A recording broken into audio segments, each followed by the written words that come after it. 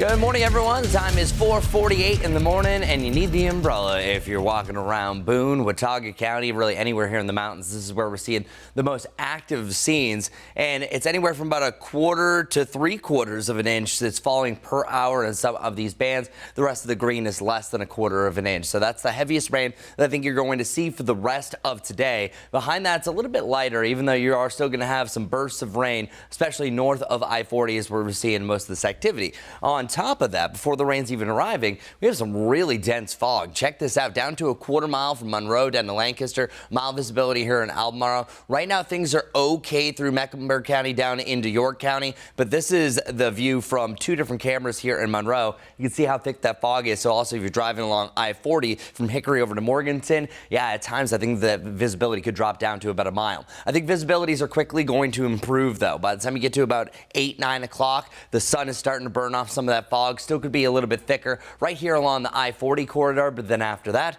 sunshine galore. We have a nice little change for the day. As for the rain, by about noon, I think it's entirely out of here. There's the slightest, I mean the slightest chance you could have a brief little pop-up kernel shower in the middle of the afternoon, but likely you're staying dry for your Veterans Day afternoon. Everything really looking great here on the map. This is also the warmest day, 75 degrees. So the power of that sunshine is really going to be cranking up that thermostat, and we have 63 degrees here in Boone. The clouds, I think, are going to linger there a little bit longer.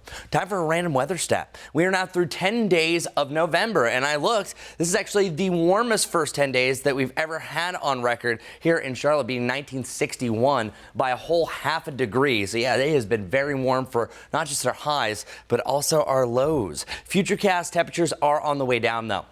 Overnight tonight, we're going to fall down to either side of 50 degrees, lower 40s for the mountains. Check out tomorrow, though. Temperatures back into the upper 60s, so that is a downgrade. But the cool down behind a cold front sometimes takes 2 days. That's where you're going to see a much bigger dip in temperatures. Once you get to Thursday, that's also going to be our best chance for rain, and that's really going to drag our temperatures down. So you can see here on our Guy Roofing 70 forecast, today is the top.